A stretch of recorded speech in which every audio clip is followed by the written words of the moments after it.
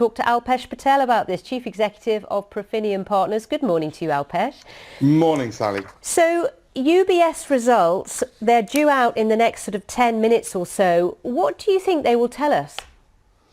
I'd be a buyer an hour before the results are due out, just because there's so much negative news out there and low expectations that virtually anything will be positive. Of course, they'll shed more light on job losses, how they're going to shore up that wealth management business, which is actually why they bought Credit Suisse. And don't forget, they bought it at a significant discount. The Swiss regulator really had no choice other than either to nationalize or bankrupt Credit Suisse, and UBS knew neither of those two things were going to happen.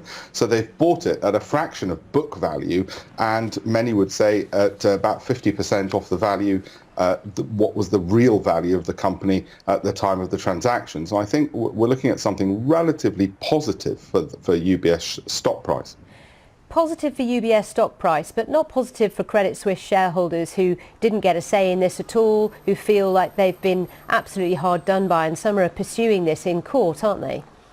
Well, what happened is that the people who held the loan notes, the creditors, they got wiped out. There was about 15 billion francs worth of lenders, or what's known as tier one capital note providers, who got wiped out. And therefore, they're saying, hang on, it should be the shareholders, the equity holders, who should be wiped out first. That's the convention, not the people who've lent money to the bank. And we won't weep too much for the massive institutions such as Mitsubishi and Pacific Investment. This is not private individuals who've lost this money. These are massive financial organizations. And yes, they are taking UBS to court. They're taking the regulator to court over this, saying, well, can you do this? Now, that's really a function of the lawyers seeing there's an opportunity in the sort of piranha fish tank to make money out of this, I think, rather than any real legal claim there. Just quickly, UBS announced yesterday it's hiring 3 executives from Barclays. It's pinched 3 bigwigs from Barclays to push into the US investment banking world, as it were, where UBS feels it hasn't got a big enough presence yet. What do you think the outlook is for UBS, given its position now? As we said, you know, it's in size, it's bigger than the Swiss economy. You know, it's really the wealth management side that's important. The investment banking, the Barclays appointments, slightly less important.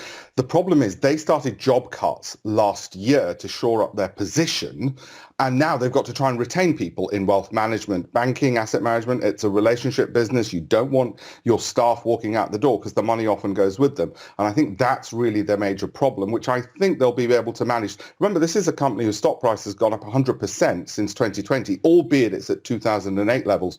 And that's really the market signal of how much stability there is in it. This is not like one of the regional banks it hasn't fallen off a cliff.